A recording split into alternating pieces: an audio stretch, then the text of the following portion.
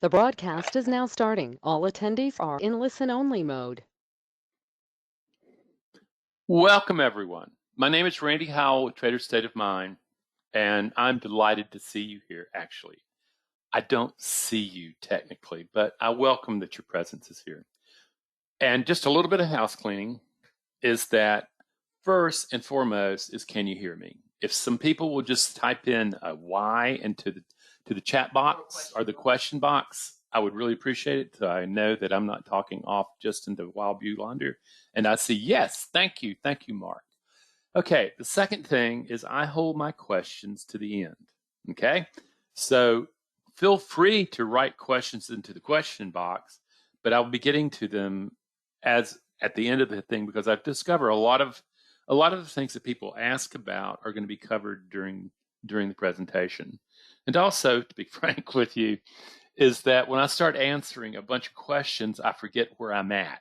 And then I have to kind of follow myself up and get my act back together. So it works both ways.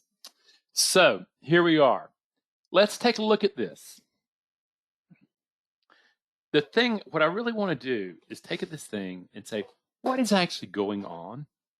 Why can't you have emotional control when the money's at risk? Why does it keep happening over and over and over and over again? You know how to trade. You've proven that by paper trading, and you'll understand that. You've really invested in that. And if you were left to that, you could just, things would be good. But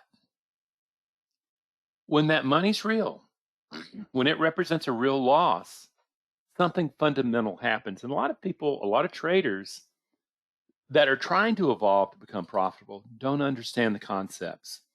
The first one is traders really, truly do not understand the emotional brain and the power of what drives the emotional brain. You're going to be learning about that, but just start it here. Is the emotional brain does not understand money. It has no concept what that legal tender is.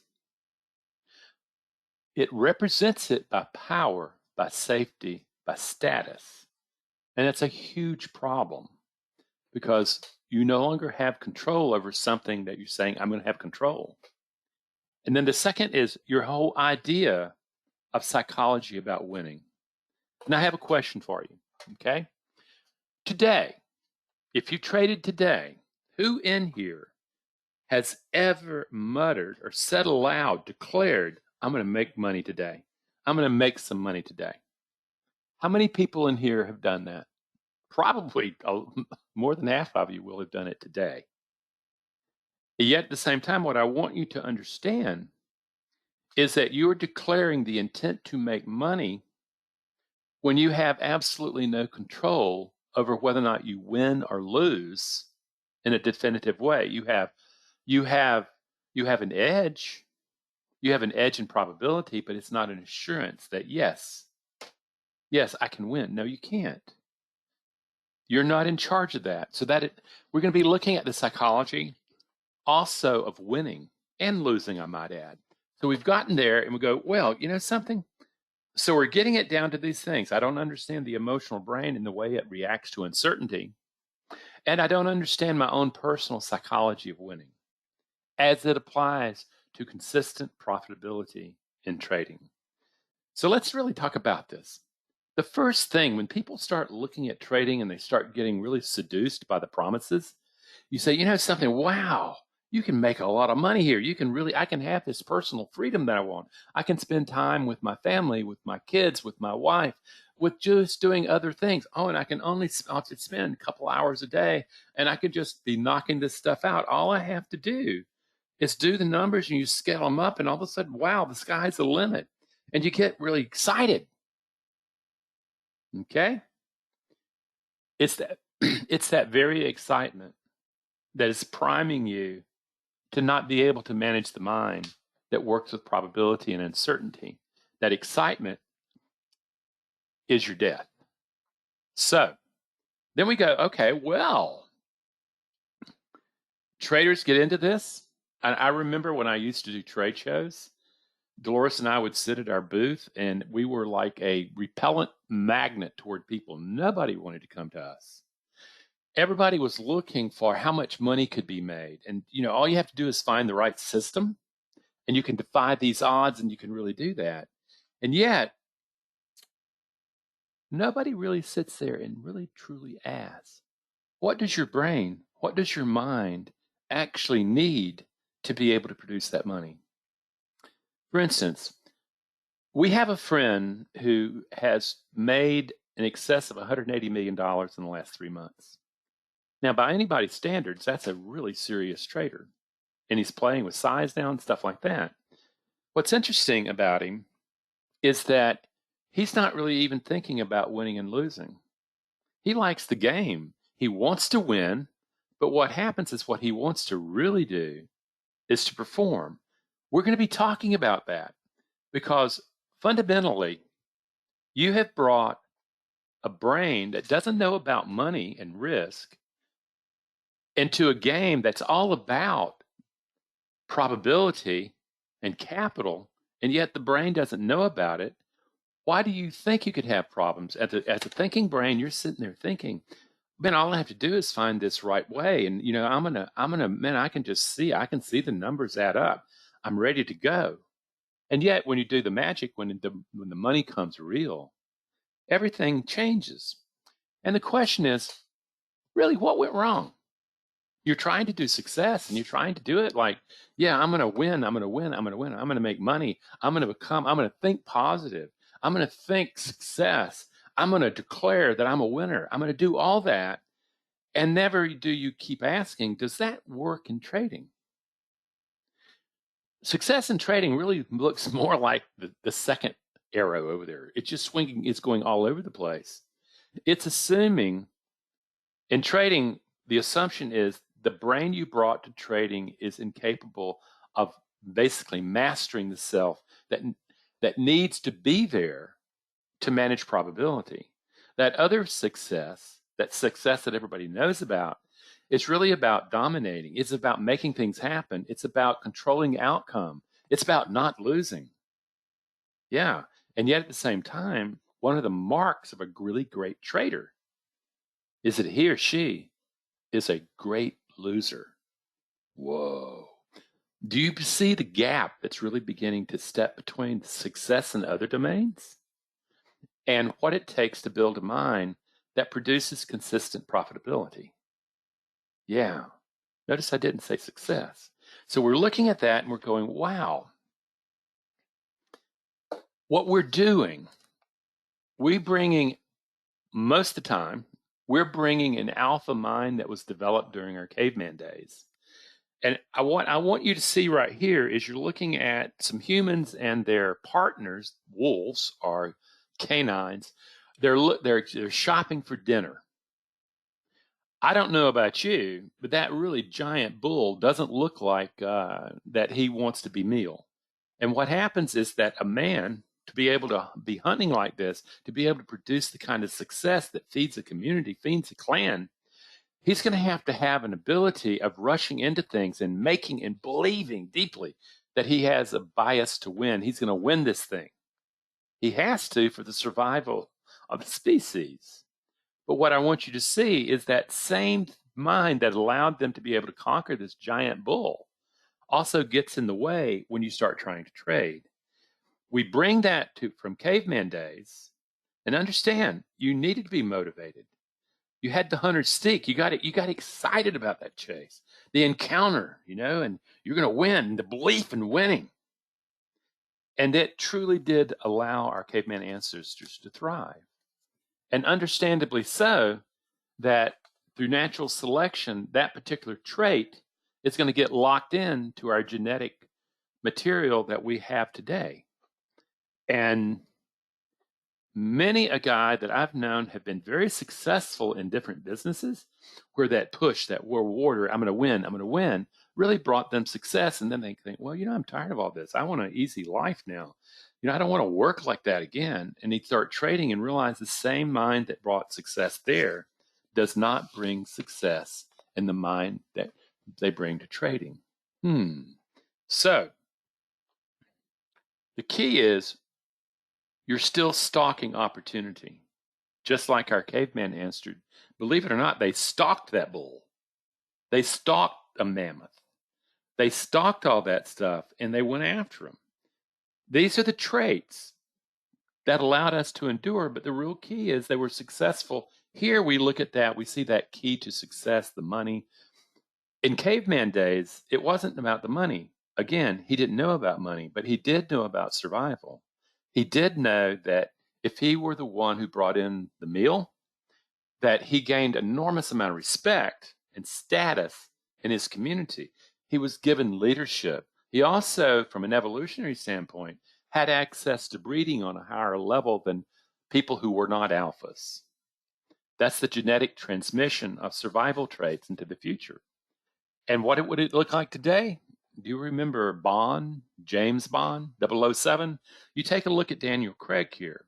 What happens is he's an actor portraying a particular role that's very definitely rooted in alpha man success.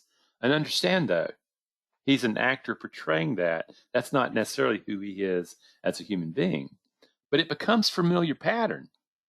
We learn about winning. Where I played football in high school, there was a sign over the dressing room that we would hit our hands on before we went out to play. And what it said was, a winner never quits and a quitter never wins. Okay? And it was as if, if we just kept on, we would win. In trading, that rule is flipped and it doesn't work. And what we discover is this: the very traits that created success in trading have turned against you. All those survival traits, particularly the alpha, the one that wants to win, the one that doesn't want to lose, the one that wants to control outcome, the one that wants to make things happen, those very things are what lead to overtrading. How many alphas do you know, and if you're one, that will be sitting there and they're watching for setups, nothing is happening, God, 5 or 10 minutes have gone by, and you are so bored that you just say, I'm just going to just play around while I'm just sitting here waiting, doing nothing, and you go to another market, you see something, it's not in your plan, it's not that, but all of a sudden, that desire, that urgency to hunt is right there, and suddenly you see through the eyes of belief that there is an opportunity there, and you jump in it, and you've started the deal. Of course, it's a bad trade. And you say, now I'm losing. I can't lose. I can't allow myself to lose. And here we are. Okay? This focus on winning. And this next photograph is actually a fairly famous photograph. God knows this kid's probably in his 20s now. But this embodied that I'm a winner. Yeah, how to think like a winner. And yet, controlling outcome, being right, making things happen, and not being wrong, losing, simply is not under your control.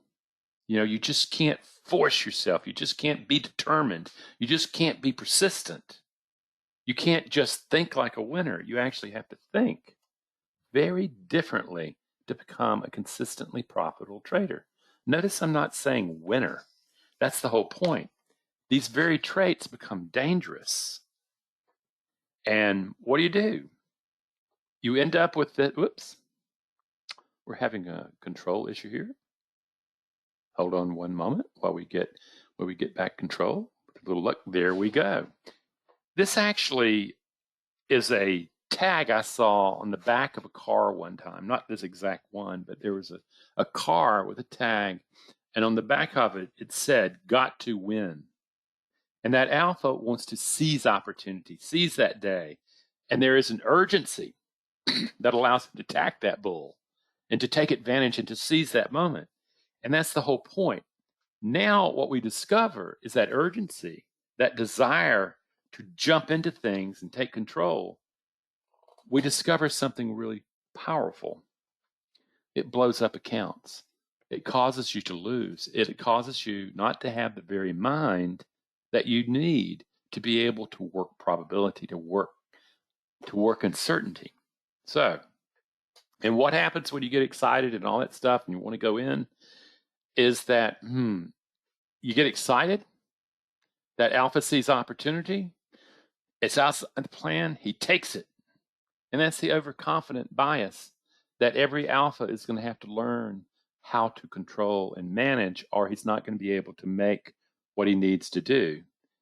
And then afterwards, after it's all over, when they come talk to me, he says, Randy, I have no idea what happened.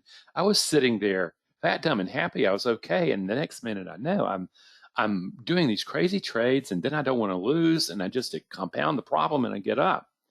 That, friends, is an unmindful mind that is really pulling from our caveman days, pulling up the alpha needed for survival. And there you are.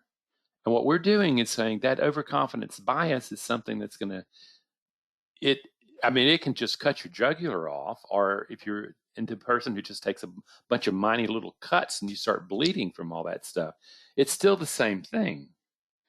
And here is the piece that you really need to really truly comprehend. What you're doing, you're actually projecting your beliefs, ones you probably don't even know you have really, about your ability to control outcome onto the markets. And what you're seeing in the health of your trading account is whether or not those beliefs are effective for pulling out more capital out of the markets than you put back in. And the unfortunate problem here, I want you to notice in this graphic that beliefs and truth are related to one another.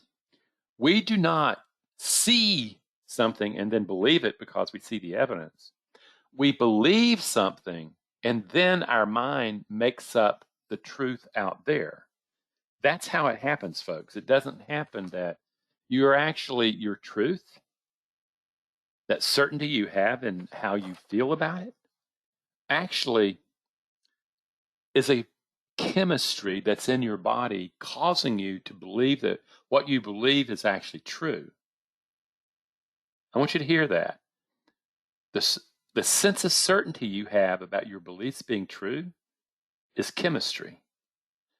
But that chemistry causes you, this observer, to believe that your beliefs are true. How many times have you gotten in trouble about that? How many times have you known what the market's going to do? How many times have you done that and you're just true? It feels true. It isn't true. It feels true. And as a trader, you're going to have to learn how to take the feeling out of the truth, and you're going to have to look for the empirical evidence in which to build your beliefs about the way you're going to manage uncertainty. Because superstition doesn't work very well. Okay? Now, here's the key, though, is what are you going to do about it? I've told you a lot about, what do you got to do? But the answer from Plato, this guy was there long before the start of modern times. And what he's quote from the Greek is, we can change our reality by changing our mind. And my question to you, how many of you use affirmations? How many of you use visualizations, tapping, going down the list, positive thinking, my basically control over the subconscious, all that stuff? And when you're doing that, do you happen to notice that when you get into stressful moments where all of a sudden another gear, instincts kick in, that they fail? What we want to do is we want to start taking personal responsibility for our performances, quitting the fishing stories or the hunting stories. But what we really want to do is start looking at it and going, okay, if my trading account is revealing the beliefs that are driving my performances, what exactly are the beliefs driving my performance? That's what we really want to know. And then how do you develop? We're not saying that the alpha is bad. Alpha just simply has to change his ways. There was a while back I worked with a trader who he actually started out as they own a large spread in Oregon, and what they do is they end up compressing hay into these super balls, and they ship them over to the Southeast Asia and to China. And they ended up getting into options, because if you can send stuff to Chinese, you need options to cover the spread. And what he discovered, and this was a self-made man, I mean, literally, when he was a young man, they rode horses and they had pistols at their sides because they needed them on their range. They had 10,000 acres of land. Now, the key though is what John had to learn is the mind that he brought to trading was not going to produce the success he had in trading. What he had learned and the person he was really more like a gunslinger. He described himself as a gunslinger. As a matter of fact, he had a giant illustration of John Wayne behind him, and that was his hero. That was his idea of a leader. And the key is, as I said, something, we're not asking the ruler, that dominant alpha guy, to disappear. What we're asking him to do is to morph, to evolve. We want to be able to change him from a gunslinger that gets hit a lot. I mean, you go in blazing guns and people are going to get hit. We wanted to change him into the mentality of a sniper. Both are deadly. But the sniper is much more like what happens in trading than a gunslinger. Gunslingers are dangerous. So what does the mind really need to look like? Well, that's where we go right here. I want to compare two animals, two apex predators. On the left, you're looking at an African lion, and a big one, and he's going after a water buffalo. I want you to notice those horns that buffalo has. The key is that the African lion has developed a strategy where they know there's going to be an enormous amount of capital loss, lions loss, because those guys, when they butt you, they can rip you open. In the same way, when you're chasing a horned animal, you can get gored. You can get kicked in the face, and there's lots and lots of heavy losses. They have a breeding program to rebreed the capital so they can keep that up. It works on the Serengeti. But what happens is what you see is these guys are accepting really heavy losses, but they have the capital. They're creating new capital all the time to replace the capital that's getting hurt. And a lot of people look at that male lion and say, I want to be like that male lion. I want to be the tough guy. I want to be that. And yet what you're looking at is, man, I'll tell you something, they have heavy losses. And after you have a broken jaw, or after you've been gored, your days are numbered. So then what I want you to do is take a look at on the right. What you're looking at now is the American cougar. The American cougar is also an apex predator, but they're different. The American cougar has a different style of hunting the deer that's its favorite target. He climbs a tree, a rock facing, and he sits where the deer can't see him. The deer can't crane their neck up, so they can't look up. And he sits there very patiently because he's sitting at a site where the deer come by. There's a deer path there. So there's a setup, a deer gets into the setup, and that cougar comes down from 20 feet. And if it's lucky, what it does is snaps the neck of the deer, and the deer just simply drops. It may be a little scuffle where they try to suffocate it really fast, but it's over in 20 seconds. That's it. There's none of this stuff that the male lion right here is doing. And what happens if the deer gets up and runs away? The cougar does not chase. He accepts the loss, a small loss, climbs back up the tree, gets comfortable again, and awaits for the forest to provide another meal. That's exactly the kind of mentality. It's patient. It's not sitting there going, I need to make a kill. I need to make a kill. Even if it's hungry, it is very patiently waiting for the deer to show up in the trap. If it misses, what it does is it lets it go, takes a small loss. So the cougar does not need to be replacing a bunch of flesh capital all the time. So there you are. You're looking at it is that both these are successful apex predators, but the environment that they have become successful in is very, very different.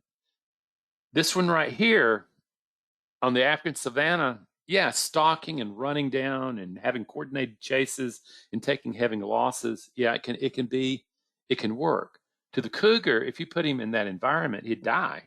But at the same time, in the American forests, where there's trees and there's deer, what it does is work. And this is the model.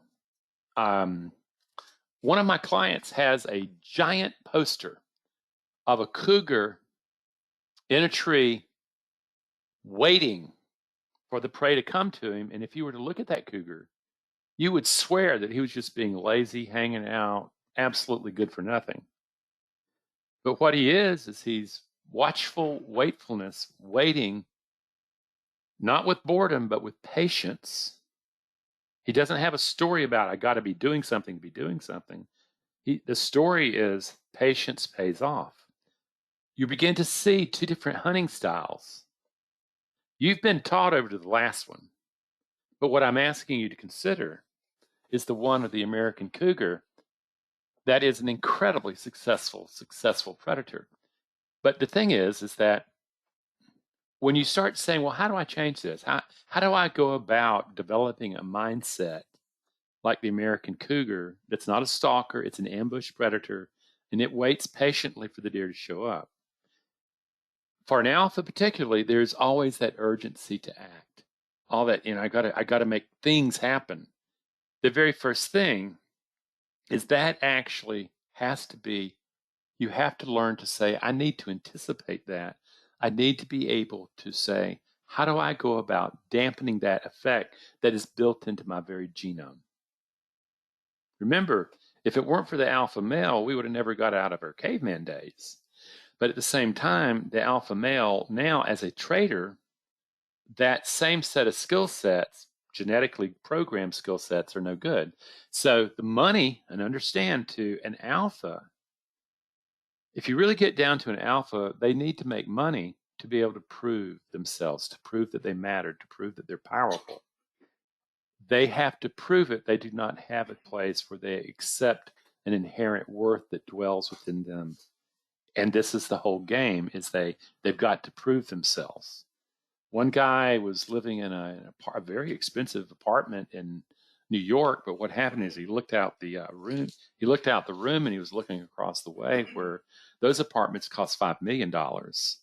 He was only going to feel successful if he was in one of those, and he was trying to trade to get in there. And again, he should have found a different profession rather than trading, because that kind of thinking doesn't work in trading. But once we start using emotional regulation to calm down that, suddenly what you have is, in this thing right here, you're looking at a reptilian brain, looking at basically a reward chemistry. That reward chemistry right there to the brain looks like oxytocin. It's going to calm you down. It's going to give you that real, oh, great, I feel wonderful.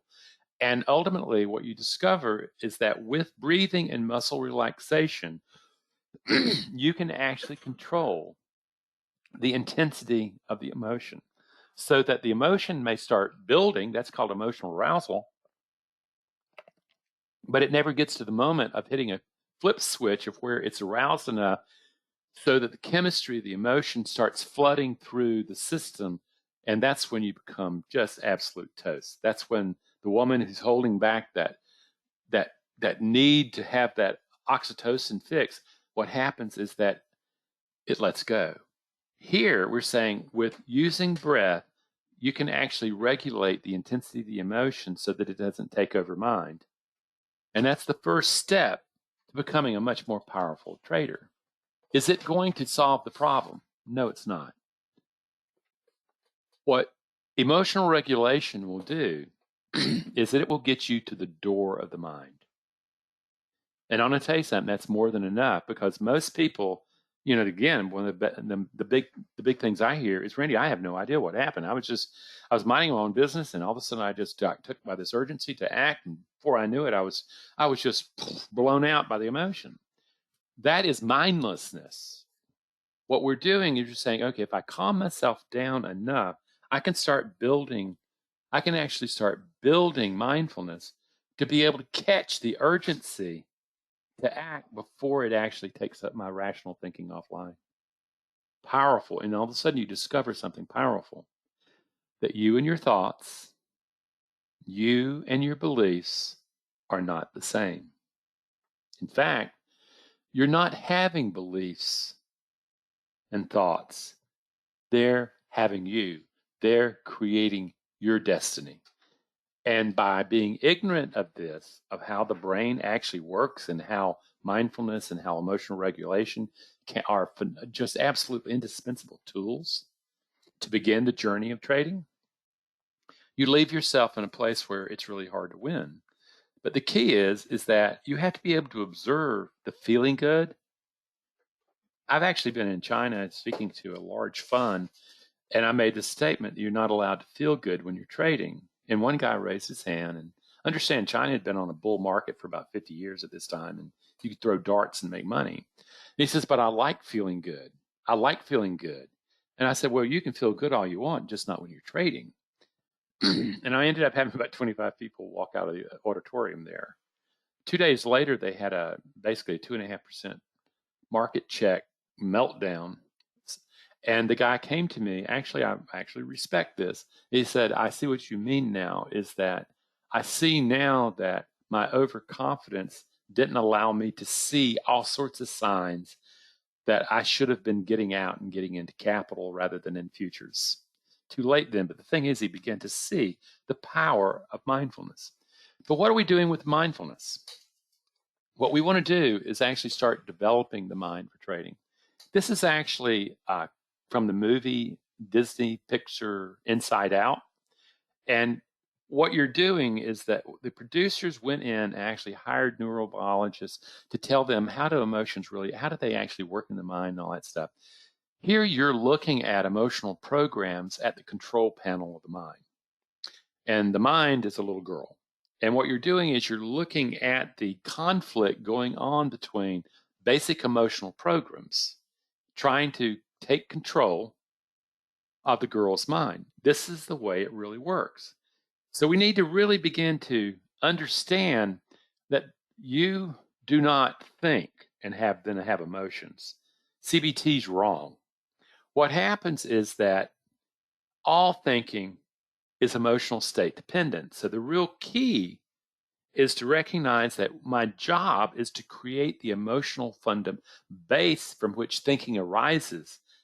Instead of fear-based or like aggression-based mind, what you're looking for is you're looking for a disciplined mind. You're looking for an impartial mind. And these emotional programs can be built, okay? And what you discover is that the brain itself is a community of rival emotional programs that are highly competitive and are duking it out to take control of the construction of the self. That's what you call you. And usually it's already done and you would never know that it's going on, but this is the kind of struggle that is constantly going on in your brain. Now, what happens though, when that brain produces mind, things become really interesting. Those emotional programs are still present, but they have then been given voice. And the emotional programs are talking in your head. They're forces on the governing committee of the mind. And you might know it as self-doubt. You might see it as urgency. Get it, come on, get in, don't lose it. And after you really screw up, you just dumb idiot, blah, blah, blah, blah, blah, blah. And oh my God, should I? I don't know, more confirmation, more. You can hear them talking, these elements. And what you really want to do is you want to start saying, how do I control the emotional programs that give rise to the mind that I bring to trading? And here's the deal is, again, if you accept that all thinking is emotional state dependent, you begin to make sense out of this graphic here where the emotional brain has just beat the slop out of the thinking brain. Well, that happens all the time. And it's going, okay, bat the house. All of a sudden you're in urgency, you think that you have this sense of like, wow, I can conquer anything, I can do this, and wow, that's feeling good. And that's dopamine, whose closest cousin in the other parts of the drugs is cocaine. And if you're feeling certain, this is the drug, this is the hormone that is going through you, dopamine. And you don't want to trade with a dopamine-based brain. You want to learn how to go, wow, I want to produce the observer. I want to be able to observe what's actually running around in my head. And I also want to be able to manage the intensity of it so that I can have a rational head rather than doing the kind of foolish things that make me jump into trades and do really dumb, stupid things. And from here, what you discover is this. You get it. The mind is dependent upon the emotions you bring. Here, you're actually looking at a committee, and you're looking at, say, two forces on that committee standing off on one another. They could be having a disagreement. Have you ever had a disagreement in your head about what to do? Should I do this? Should I do that? Blah, blah, blah, blah, blah, blah. Well, this is using a picture to be able to look at that. And what you're really looking at is who in the world controls this committee of the mind. The way I like to be able to produce it is when you start really developing mindfulness, you wake up and you realize that you have been asleep at the wheel and that there's a mutiny going on within the ruling committee of the self. And what you need to do is you actually need to say, well, I've been asleep, and that's no way for the chairman of the board to be doing. I need to start reorganizing who actually runs this show so that I start with the kind of best self that I can produce to go trade with. Most people don't do that. They do not trade with an intentional mind. They may have mantras, I'm a disciplined trader, I'm a disciplined trader. No, you have to get it at the emotional level. And that emotional level includes what you really believe about yourself, not what you bluster about yourself or boast about yourself, but what actually you believe about when nobody's looking. So now we're going, so now we've laid this thing and we finally got into the mind. And, the thing is it comes down to this. How do we go after that impulse? How do we work with that? And if you go into trading with this, I'm going to win. I'm going to win. I'm going to make some money, or I have to make money. Today, I was working with a guy who has it's a really tragic situation. They're having some very significant problems with an adult son, in his 30s, and he's got significant problems that has caused them to have hemorrhaged a lot of cash. And he can't stop impulse. That's what it really amounts to. And it's gotten him in a lot of trouble over time, not just with the law, but all over the place. And the key is that, do you want to listen to temptation? Do you want to listen to another chase story? Or do you want to actually come to the moment of saying, what is the mind that I actually need to build to be able to trade with? My promise to you, it's like I actually also teach intuition to some people that progress enough in my work. And what they learn initially is that you have to be able to discern intuition, which is kind of a gift freely given, and this urgency to act like, oh, I got it. You have to be able to pull between those. You have to calm yourself down. You have to produce a mind that can really listen to that intuition. So if you ever come to the moment of going, what was I thinking? You know that you've let in the impulse, the instinctiveness of wanting to win or not lose or take a loss. You're letting it win. So what we want to do at this moment, as you develop mindfulness and as you start looking at this committee, the first thing that I teach is that there is two powerful forces, players in this committee. One is what I call the inner critic, depicted here by that guy with pitchfork and horns, and also what I would call the adapted voice, poorly depicted here by someone with a halo. That adapted voice is fear-based or aggression-based. It's the one that ever trades. It's the one that doesn't get into trades. The temptation of this inner critic is what I call it, is constantly telling you things. And if you have not developed the ability of being ever vigilant of your mind, this kind of hijacking can take control. And this is also where the beliefs and your certainty, this is where they really get you in trouble. The thing is, there's nothing certain. Someday we say, well, the sun's going to come up. One day it's not. Okay? And again, here you're recognizing that you have to build a responsibility for the mind that you actually bring into the game called trading. Because what you're going to see here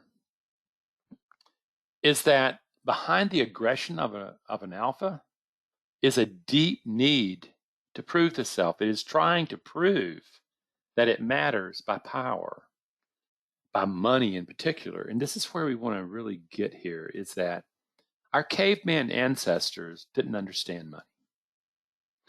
They didn't understand any of that. But what happens is, for survival, you had to be able to control outcome. You had to win the fight with that bull. You also had to be able to control your loss. You could not allow yourself to lose, because understand this, is to caveman, to lose was to become somebody's meal. Now you begin to see money. They didn't understand money, but they understood power. And the third part of power is safety. You know, if you have power, if I've got a big, massive banking account, if I'm winning, I'm large and in charge, and I also have cushion. I'm bigger than the demon that's stalking me. So what you're really looking at is going, winning money means mattering. You have power, you have safety, you have influence, you have all that. You're safe from like being moneyless, and you also have this incredible thing where you can control outcome. You believe that you can make things happen, and what you discover, as my good buddy Carl Jung said, one does not become enlightened by imagining figures of light, but by making the darkness conscious. What we're looking to do in trading, if you want to master the mind that trades, is we have to find your own darkness, that dark side all of us have, and we have to learn to master it, because it will find you in the most unique of places. And you will be trying as your orphan nature to win, to make yourself look powerful, and there will be part of you that will always be saying you don't measure up. However, the good news is this, is that in the same way that there is this destructiveness that lives within you, there is also constructiveness. There's also empowerment living within you. And what you see with yourself, unfortunately, we begin to not see a lot of stuff. What we really want to do is we see our surface, but what we want to do is we want to get below that surface. And what we want to do is we want to find our strengths. We want to find our hidden strengths, and we want to bring them and nurture them so that they're the ones controlling the outline, basically the mind that engages uncertainty. And here's what it kind of looks like. One of the greatest archetypal movies ever done was the trilogy by Tolkien. And what you're looking at here is you're looking at the different kind of archetypal renditions that face up to the ultimate uncertainty, destruction. And there are some, like Aragorn there with the sword. He is a ruler. He brings discipline. He's able to manage things under pressure. You're looking at Gandalf. He's kind of like a musician, a sage that has wisdom. You're looking at Frodo there, who understands the war going on within the self. What you also discover is there are warriors who stand and protect that ruler. What you also discover is that there are caregivers, there are parts that love, that nurture and believe. These are just simply aspects of your genome, of the human genome. And so within you is the discipline of a ruler, the courage of a warrior, the self-soothing of a caregiver, and the impartiality of a sage. They're in there. They probably have not been promoted. I know that, for instance, I grew up in a pretty hardcore military family that had a serious alcohol problem. And ruler was not really encouraged around my house. We all were supposed to be NCOs taking the orders of the colonel. Okay? And so you're looking at it and you're going, something that never got developed. But for me to really get to a higher expression of my potential, I needed to be able to find out how to bring that pushed off part of myself into the light of awareness and to start building around that part of myself. And that's what's done.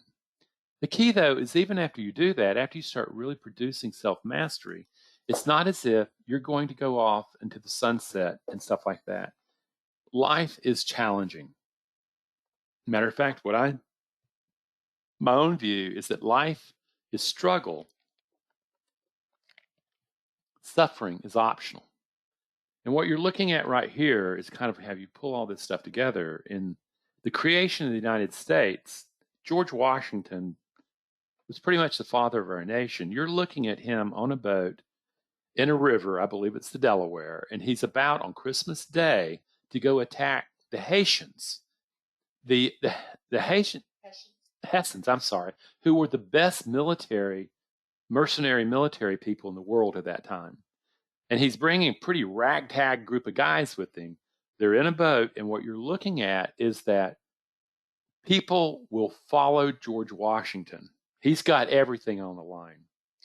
He's got a huge plantation. He's got all this stuff. And if he loses, that's all gone. He's dead. And you're looking at everybody rallying around him. He's maintaining order under pressure. You're looking at, in this case, a lot of warriors out to protect, out to bring forth something completely new. At the same time, everybody has to be patient.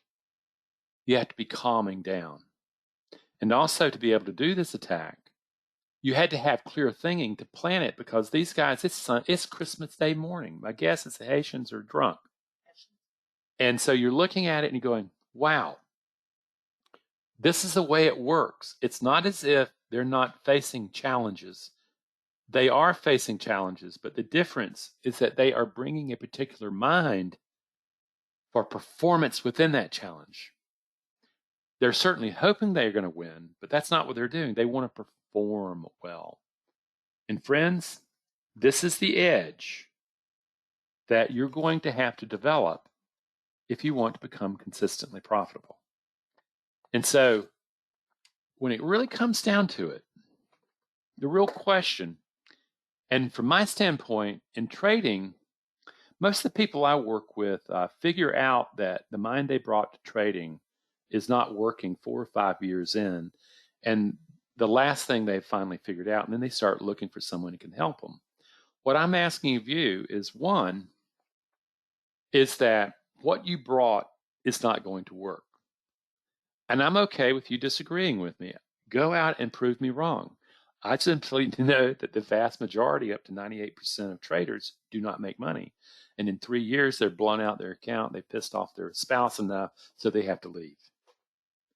And at that particular moment, what I'm asking you to do is to say, well, how do I embrace the future? How do I do that? How do I actually start building the mind that is comfortable with uncertainty and doesn't freak out and trigger the fight-flight response? That's the real question. And out of that, what I encourage is this, is that if you're really looking for change, if you're really looking, the first thing, the most obvious place is go to my YouTube site, go to my website, start looking around, and really start recognizing that you and your emotions, you're the embodiment of emotion, but you can learn to manage them very differently. And once you say, and then to get the free ebook, okay, it's free. You just download it, and there you go. But then when you start really getting serious, after you've kicked all the tires and all that stuff, and there are two basic routes. There's the group course that it'll be happening in January here, and it's half full, just to let you know. We limit it to 30, and it has 5 group meetings with me. And you receive copies of all the recordings because we work all over the globe. It's really important to record everything so people can study this. And if you sign up early, what I'm going to do is give you a free emotional regulation program that you can pay $199 on my website for. I'm not doing it to entice you to sign up. I want you to sign up early, because when you get to the course, you realize that the thing starts at a maddening pace, and you better be prepared when you get there. If you just say, well, I'll look into it, okay, I'll sign up for it, and you show up, you're already behind. This is for people who want to learn the skills to be able to trade effectively. The individual course is, the best way to say it is, highly comprehensive and very personal. you and I meet 10 times over the course of 3 or 4 months, and we follow a curriculum that is similar to the group course, but a lot more complex. And it's got stuff in it that's not in the group course. The main thing is it actually comes with me. It comes with the teacher. And you realize that I'm in a place where I want people to see what they've walked into. And once they grasp that, wow, what I've walked into is, I better do some training. That's when I'm interested in talking to you and working with you, because you know something? Pavel, you're welcome. Okay? He's a group course. He's just finished the group course. Looking for an image of Yeah. the cougar. Yeah, the cougar. Yeah. So the key here is that you have a choice, and whatever you do is a choice. And I'm okay with you wanting to prove to yourself you can do this by yourself. And if it works, good for you. Good for you. Alan. And here's Alan. Let's see what Alan has to say. NVM. No, how you Oh, I'm sorry. Is it normal to first get an intuitive feeling that is quiet, but then to go to impulse and feeling shortly after? Yeah, it's very, very common. I think I can finish it from there. Is that the one thing about it, until you learn to be able to develop a trading mind that can produce profitability, you have no business trusting your intuition. Intuition is something that has to show at least a 60% accuracy rate to be able to add to the edge that you have by method. Most people don't understand that. They don't look and see. And a truly great trader is using intuition as part of their trading thing, but they trust it because it has shown that they can perform. What happens is intuition can get you into trouble because you say, oh, wow, I have this intuitive feeling, but you cannot discern it between a gift freely given, which I call intuition, or a sense of urgency to act, what I would consider coming from what I call the inner critic. It's important. And what you have to understand is that the yin yang is about destruction and construction. In my business, I look at the inner critic as something lives destructively within us, and it will destroy you if you give it a chance. And a lot of us do. There's also something enormously constructive within you. The key is what you have to learn. It's which of these aspects of the self that you're going to feed. Okay? I hope that answered your question. And Zan is saying, how is Randy's book chiming along? Coming along. Zan, I'm coming out with 2 new books in the next 3 months, and I have the proofs. We just haven't got the new website up and stuff like that, but it's going to be a lot different. It's going to be a lot different. Okay? I also got some questions. From Andy. This is from Andy, and what I'm going to preface this by, I'm going to read these questions, and what I want to show you is this is the problem. A trader shows up to the game and would ask these questions. And I don't mean to insult you, Andy. I'm trying to say this is what you need to wake up to. I have several questions for the seminar. How can I get rid of limiting my trading journey belief that I am not good enough, that everyone is smarter than me, that I am not worthy of being a good trader?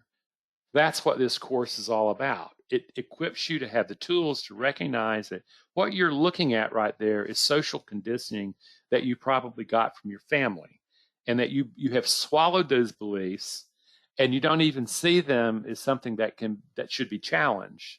In this course, what happens is you learn to challenge that belief, and you learn to be able to build much more powerful elements. And you also become acquainted with something that I call inherent worth. Inherent worth, because we're social mammalians, we grew up around groups, that each member of that group had inherent worth so that other people in the group would take care of them. That's what our caveman ancestors did. And that's what we have to do. We have to discover that inherent worth and discover that we have to distinguish between our performances, which are about competencies, not you, and the being that you are. And that is what has to be done. And all I can tell you is that's what these courses build toward. Okay. But magic, I haven't got any answers to that. Are there any quick techniques to reset your mental state after losing trades and becoming ready for trading again? I'll give you one quick. Things like this just rile me, because the thing is, when you take a loss, there is a process that has to happen, and you've got a bunch of cortisol in your system. Once you've taken a loss, the very best thing after you take a loss and before you start trying to trade again is go exercise, burn out the cortisol, so that you're starting out without the cortisol and you can start focusing the mind to do. And then you start your breathing so that you're calm. But at the same time, what happens is in this course, what you would be learning is how to calm that part of the self, and you would also be learning how to pull forward the more empowered parts. I am trying to make my trade entries and exit perfect. Good luck. And that leads to frustration. No kidding. Even after I have a winning trade, what should I do? Train your mind. That's the best way I know how to describe that, okay? Is that there is no magic that I can speak words to you, they'll go down in your head, and it will change the way you trade. You have to ultimately retrain the very foundation of what it means to win, what it means to lose. Okay, let's see here. This is the first one. Here. Right here? Okay, this is from David. Learning to build a new mind from filtering your thoughts to know what is one thoughts, and learning to replace with proper emotional intelligence suitable for trading. Thanks, Randy. Still developing my performance. Good. I hope you spend the rest of your life learning how to do that. That's what we're here to do. Okay. This is from T. I took 2 trades today. One was a sell and one was a buy. I took them both at the same time. Both were losers. It really confused me and made me wonder what was going on. I wound up walking away with about $13 profit. I know it really is confusing, isn't it? What is really going on? This is the way I'll explain this, is that it goes back to when I made this statement that all thinking is emotional state dependent. When you look at charts, you are looking from a particular emotional state and you see certain things. If you change the emotions that govern the mind that's looking at those charts, what you see in those charts are the same. And that's where you're realizing that there is no chart. What there is there's a representation in your brain, and your brain is making the best guess based on the emotional response to uncertainty at the time. That's your answer. True. What if we are at the stage where past losses has led to psychological issues that cause physical distress at the very thought of trading? That's what I call PTSD, post-traumatic stress disorder. I often also will call it acute stress syndrome. And you have to fundamentally, what a lot of people who have taken my work have noticed is how similar it is to the PTSD work that they were doing in other areas. And the reason for that is that when I was a therapist, that was one of the populations I worked with, people who had PTSD from a very overwhelming situation that the brain could not integrate. Whether or not it's a bomb going off beside you or a massive loss, it's the same thing. What you ultimately have to do is, and by the way, it starts with breathing, it starts with mindfulness and recognizing that you are not your thoughts, you are not your episode, and that you keep calming it down. But at the same time, is ultimately you have to be able to develop the capacity, the inward strengths to be able to face that situation very differently than you did the first time. Okay? And I wish you need more work than words can say, but it's good that you notice it, okay? Howard, another outstanding webinar. Thank you. As a now retired psychotherapist. Oh boy, my favorite kind. I am impressed how you have taken these fundamental concepts to an entirely new level. Thank you for helping myself understand in trading. Thank you, Howard. I'll tell you this, is that I was a cognitive behavioral therapist until I went to a 4 or 5 day work with Stephen Stosny when he was still a professor at the University of Maryland. He, at that time, was one of the fathers of emotional intelligence. And after 4 days, I remember coming home and looking at Dolores and saying, Dolores, I have no clue what I am now. I know that I'm not a cognitive behavioral therapist anymore, but I have a lot to learn. And what I have strived to do for the last 20, 25 years is going, okay, and also I